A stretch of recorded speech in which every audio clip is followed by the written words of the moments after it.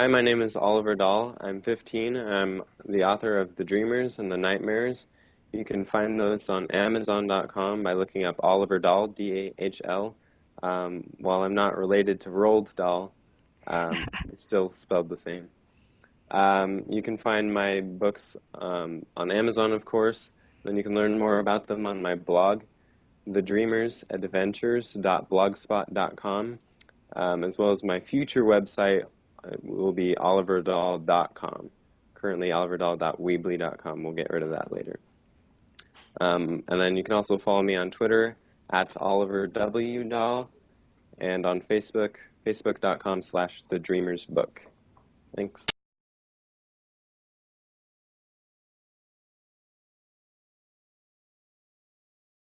Oh, I see your book in the background. Yeah. Great. What else you got back there? Ooh, all sorts of books. See, I've got several copies of my own. Then let's see, we've got Michael Bay up there, Fablehaven, Rick Riordan, Fault in Our Stars, Gregor, Hunger Games, all of those. Lots of Nice. good books. So, who would you say is your favorite author? Or Ooh, name a couple. yeah, okay. That makes it easier. Yeah. I really like Suzanne Collins. A lot of people like her mainly for the Hunger Games series, which is, of course, is really good. Uh-huh. But I also like her first series, The Underland Chronicles, which I thought was better, which is hard to say because The Hunger Games is good. Yeah. I've Um, never heard of those actually. yeah, they're called The Underland Chronicles. Huh. Really good. And then probably my other favorites would be DJ McHale, author of the Pendragon series, and let's see, Christopher Paolini, fellow young author.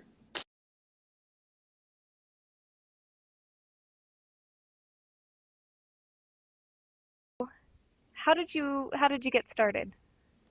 I think it's kind of a hard time to pinpoint, but back in like preschool, kindergarten, I get printer paper and draw up little pictures on there, staple them together, and add some words to that, and call that a book. And that kind of slowly progressed into writing little handwritten pages onto typing, and just kind of slowly progressing from there.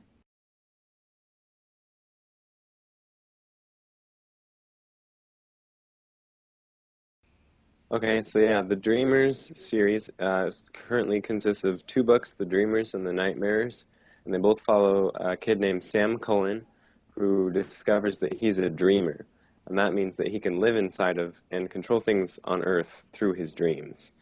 So in his dreams, he has to go and fulfill all these adventures, stop villains, and save the world. A lot of fun. So, what kind of person do you think would be most interested in reading these? Um, I aimed it at an age group fourth grade and up. However, I've been really surprised by the much wider variety of people that have been reading the book than I intended. I've had second grade girls and grandparents and parents everywhere say that they like it, and I've been blown away by that.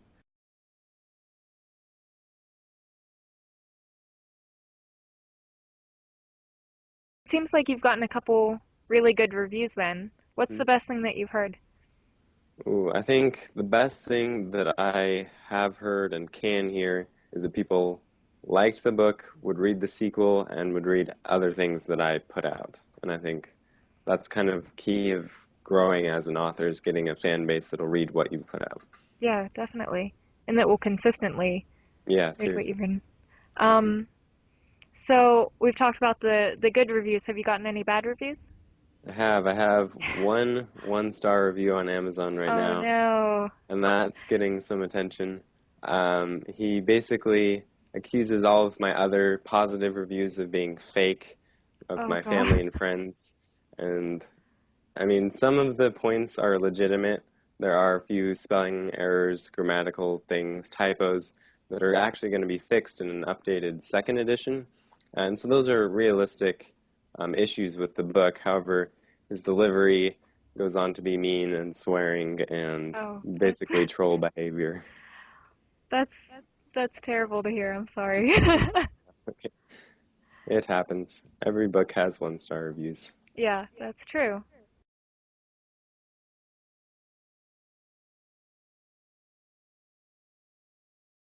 Speaking of your friends and family, hmm what was their reaction when you started to write these books, whenever you got published? I think a lot of my friends didn't really care too much until I actually had like the published copy. They were like, "Whoa, you wrote this," and I was kind of the same way. Like, wait, I did. But my family, they were always extremely supportive throughout it all, and they were kind of the same way. And once I like had an actual length book, I think they grew to be a lot more serious about it as well.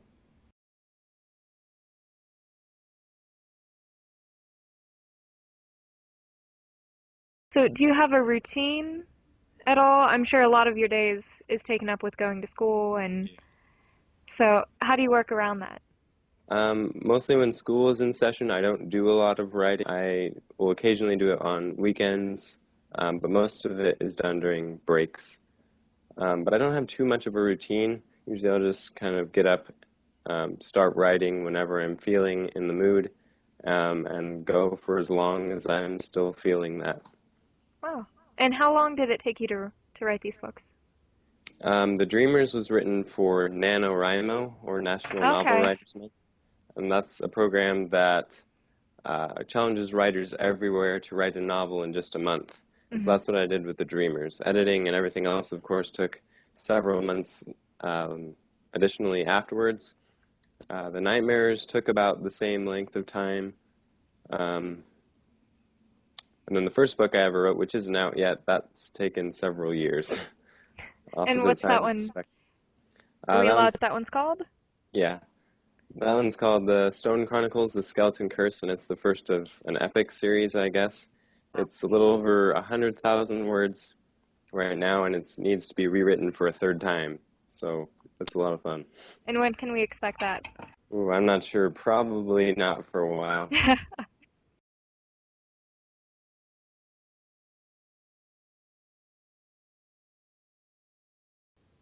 What would you say, besides your age, makes you different from other writers? Um, that's an interesting question. I would say I think my writing style, because I am in the age group that a lot of writers try to write to. I'm hmm not an adult trying to write for children or for young adults. I am a young adult writing for children and young adults. So I have more of a insider's view, I guess, on what people my age enjoy.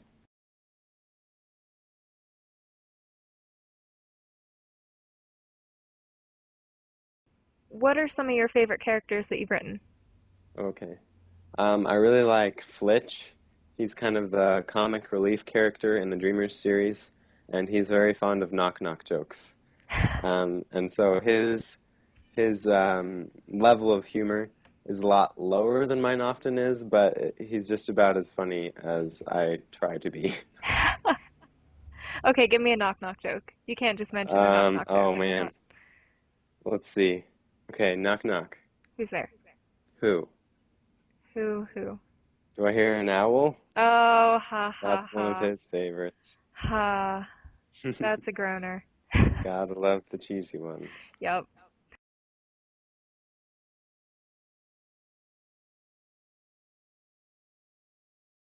Any characters that were particularly difficult to write?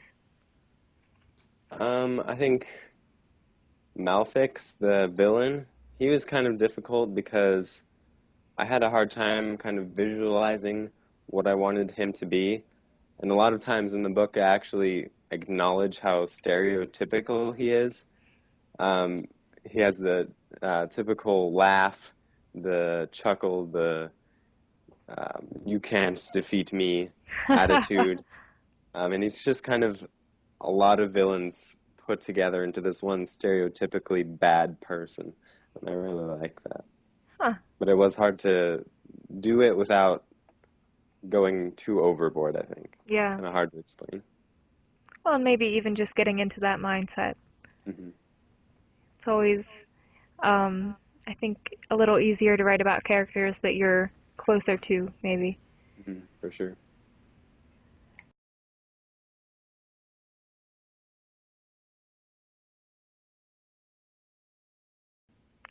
What do you think that people expect whenever they first pick up your book or hear about your book or see it online?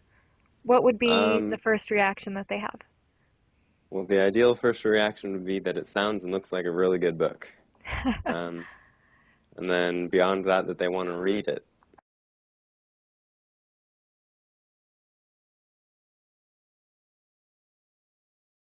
Do you have any maybe advice for other similar writers, people around the same Um, age?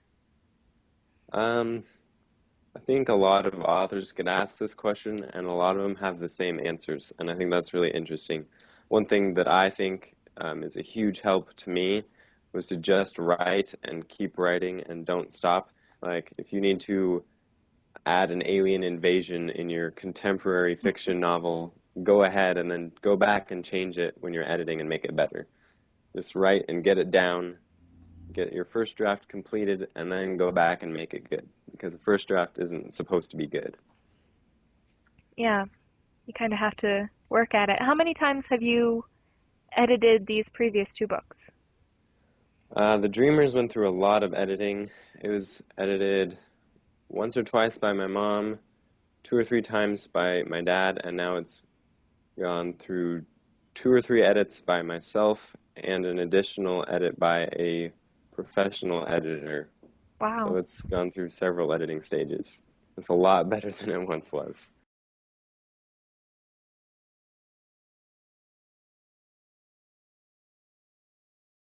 So you talk about your mom and dad doing some of the editing process. Have they been some of your biggest supporters? Are there other supporters that are kind of people that you turn to whenever you're Mhm. looking for editing advice, writing advice, anything like that? Yeah, they've definitely been probably my top supporters. They helped with editing, and then they help with other marketing ideas and that kind of stuff. I've also, um, I love all the groups online where you can go to for help, ask questions about how do you do Yeah. this or what would be good to change in this. All of those kind of questions and places online help collaboratively bring everything together and help out.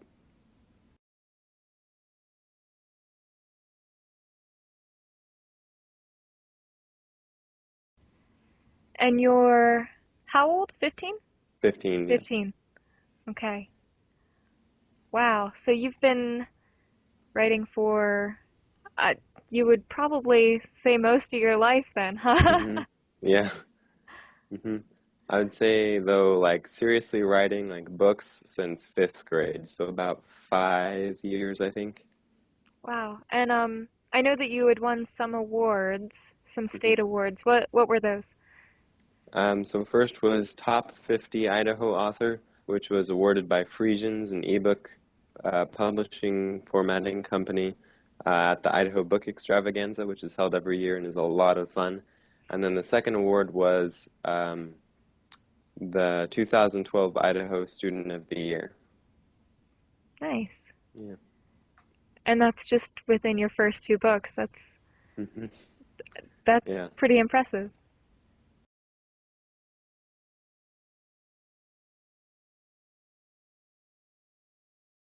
What are some of the difficulties that you've been through being such a young writer?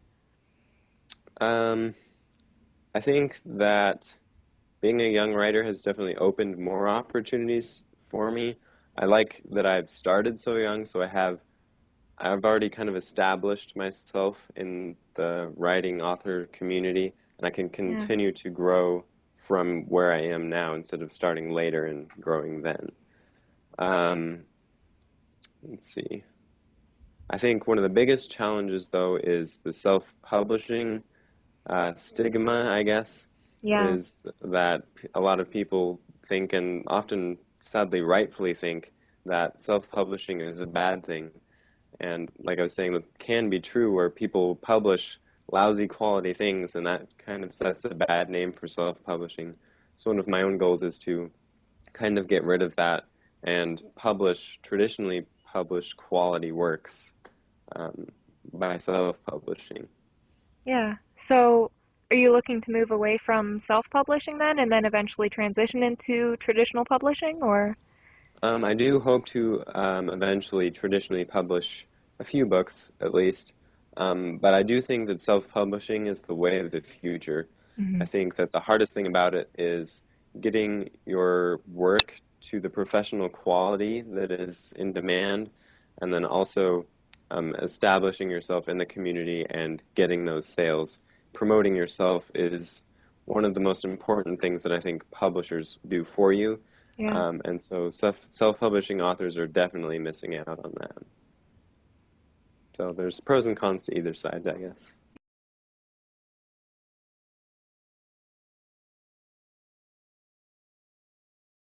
Well, if you were going to do the whole thing over again and start way back from when you first started your first book, is there anything that you would do differently?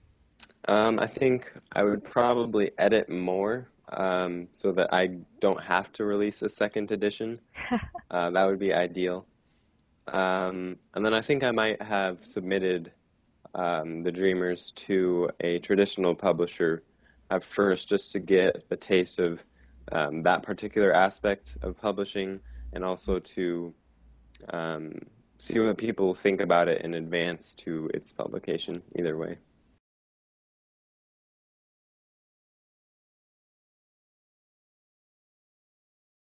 Have there been any big mistakes along the way? Really not too much. Again, I think editing was one Yeah. mistake that I made, not doing enough of it. And so I always encourage people, do your editing because all of the reviews will mention it. You can't really get away with it. And it will definitely decrease the quality of the book, and I don't want that. So I think that's probably the number one mistake.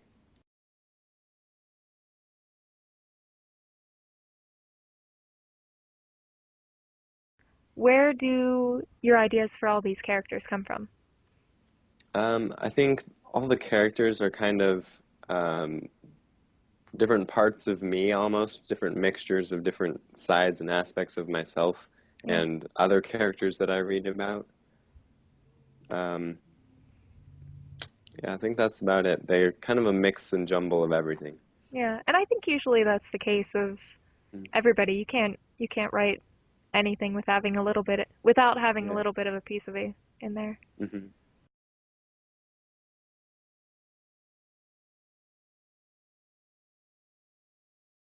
What do you do when you're not writing? Ooh, when I'm not writing, I definitely love the internet. YouTube is great. Um, I also do piano Hmm. school, of course. I did debate last year, and that was a lot of fun. Um, Music, I really enjoy music a lot. Playing music, listening to music, both. Obviously, you play Most, the piano, so. yeah, mostly listening. And what are some of your favorite bands? Ooh. I really like Imagine Dragons, Maroon 5, Owl City, um, The Fray, One Republic, the Piano Guys, they're great. The Piano Guys? I've never Hmm. heard of those ones. Yeah, check them out on YouTube. They do insane piano and cello mashups of songs, and they do a phenomenal job.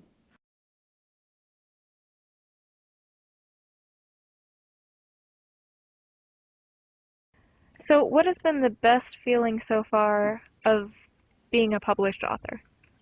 I think definitely the number one feeling is receiving that first copy of the finished book, um, getting that excitement that all that work has finally paid off is better than Christmas morning, I think. It's fantastic. Other good feelings, sales and especially good reviews. When people leave good reviews, that seriously makes my day.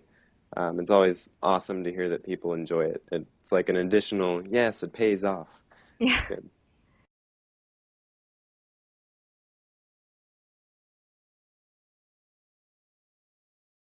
So, what's Idaho like? I really love Idaho. Like, if you're driving some places, like, okay, Idaho is ugly, but if you go, if you go other places, it's really beautiful. Lots of nice people. It's great, but don't move here. We like how small it is. We don't grow as many potatoes as you would think.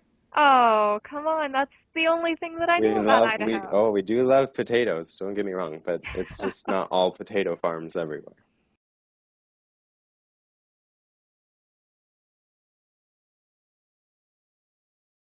Have you ever felt like giving up writing? I don't think I've ever felt like giving up on writing, but sometimes a lot of the social media sharing and all of the different things that you're supposed to do to help your book out, that can sometimes be overwhelming. I know that late in 2011, I was pretty stressed out about, oh my gosh, I need to do all this and this and this. But I kind of just relaxed and did it at my own pace, and that helped. Yeah. Yeah, I mean, social media is really fun Mm. whenever you're doing it just for yourself. And then I learned Yeah. as soon as I started this blog, or like I've also been doing social media for the college that I just graduated from, and it's no longer fun if you get paid to do it or you have to do it. Yeah. It changes Mm, things. for sure. Yeah.